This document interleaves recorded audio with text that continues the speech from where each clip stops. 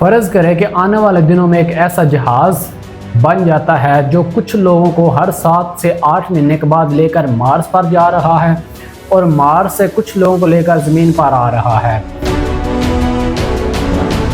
आज अगर हमने एक मुल्क से दूसरे मुल्क में ट्रैवल करना हो तो हम एरोप्लेन जहाज़ के ज़रिए हम सफ़र करते हैं, लेकिन अगर हमने एक सियारे से दूसरे सियारे पर जिस तरह जहाज़ में एक मुल्क से दूसरे मुल्क में सफ़र किया जाता है, सेम इसी तरह हम इस ज़मीन से किसी और सियारे, चाँद पर, मार्स पर, प्लूटो पर, नेपच्यून पर, क्या हम इन पर ट्रैवल कर सकते हैं? बिल्कुल। मैं बात कर रहा हूँ एलोन मस्क के मार्स मिशन की। अब तक 3 मिसाइल एलोन मस्क लॉन्च कर चुका है, जिसमें जो तीसरे नंबर पर एक्सपेरिमेंट किया गया है वो ऑलमोस्ट 90% सक्सेसफुल रहा है। एलोन मस्क का मानना है कि इस बार जो हम स्टारशिप लॉन्च करेंगे वो टोटली सक्सेसफुल रहेगा और क्या ही दिन हो कि इंसान इस ज़मीन से मार्स पर जा रहा है और वापस आ रहा है। आने वाले दिनों में ये एक्सपेरिमेंट तो सक्सेसफुल हो जाएगा, लेकिन सबसे बड़ा जो चैलेंज है वो मार्स पर सरवाइव करना है।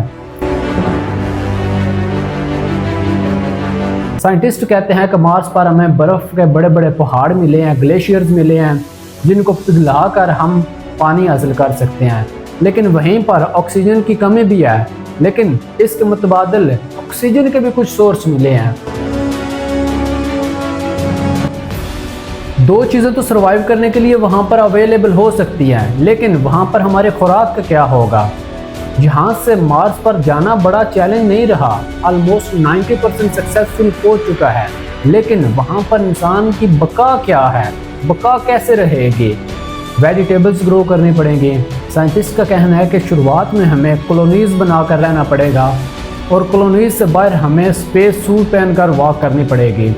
क्या आप लोग इस ज़मीन से किसी दूसरे सियारे पर अकेले जाना पसंद करेंगे? यहाँ पर आप अपने घर वालों को छोड़कर, अपने बिजनेस को छोड़कर, अपने फ्रेंड्स को छोड़कर, अपने तमाम सर्वाइवल की चीज़ें यहाँ पर छोड़कर आप बेयारो मददगार या कुछ आप सामान लेकर यहाँ से आप 7 महीने से 8 महीने का सफ़र तय करके किसी दूसरे सियारे पर जाकर रहना पसंद करेंगे?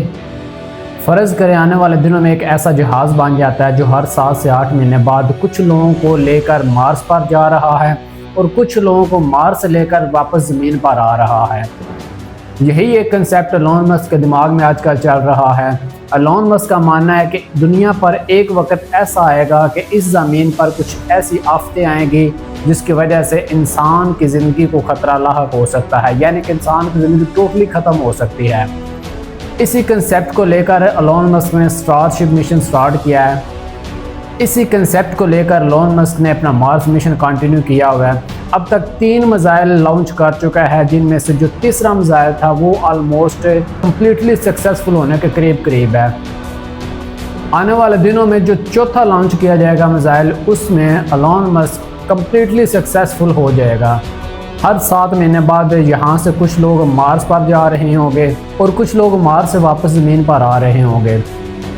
मुझे कमेंट करके आप लोग बताएं कि आप में से कितने ऐसे लोग हैं जो ज़मीन पर अपने वालिदैन को, बच्चों को, अपने दोस्तों को, अपने सारा सिस्टम जो ज़मीन पर बनाया हुआ इसको छोड़ कर क्या मार्स पर जाकर एक नई ज़िंदगी स्टार्ट करना चाहते हैं? वहाँ जाकर आपको खुराक अपनी खुद बनानी पड़ेगी, सब्जियाँ उगानी पड़ेंगी और सबसे बड़ी बात वहाँ पर ऑक्सीजन। अब ऑक्सीजन वहाँ पर पैदा करनी पड़ेगी। मार्स पर सरवाइव करने के लिए आपको अपने हाथों से बनाई हुई कॉलोनीज़ के अंदर रहना पड़ेगा। लेकिन असल बात ये नहीं है, आने वाले दिनों में इसका मार्स मिशन तो कंप्लीट हो जाएगा, लेकिन इससे बड़े जो चैलेंज है वो स्टार्ट होंगे मार्स पर पहुंचने के बाद है। आज साइंटिस्ट कहते हैं कि मार्स पर बहुत ज़्यादा बर्फ़ जमी हुई है, जिसकी वजह से हम मार्स पर पानी को पैदा कर सकते हैं, जिसको पिघलाकर हम पानी हासिल कर सकते हैं। लेकिन वहाँ पर ऑक्सीजन की कमी है। कुछ जगह ऐसी है जहाँ पर ऑक्सीजन के सोर्स भी मिले हैं, लेकिन हालिया रिसर्चर्स के मुताबिक अभी तक मार्स के ऊपर कम्प्लीटली जिस तरह हम ज़मीन के ऊपर सर्वाइव कर रहे हैं इस तरह सर्वाइव करना इम्पॉसिबल है। लेकिन जब यहाँ से इंसान मार्स पर जाना स्टार्ट कर देगा तो वहाँ पर मसनूई ऑक्सीजन, मसनूई आपकी सब्जियाँ, मसनूई बाकी तमाम चीज़ें मसनूई बनाकर वहाँ पर इंसान सर्वाइव कर सकता है। लेकिन वक्त गुजरने के साथ साथ वहाँ का जो इन्वायरमेंट है वो टोटली ज़मीन के साथ मैच हो जाएगा। बाकी आप इस हवाले से क्या राय रखते हैं मुझे कमेंट सेक्शन कर लाजमी बताइएगा। अपना ख्याल रखें। अल्लाह हाफिज़।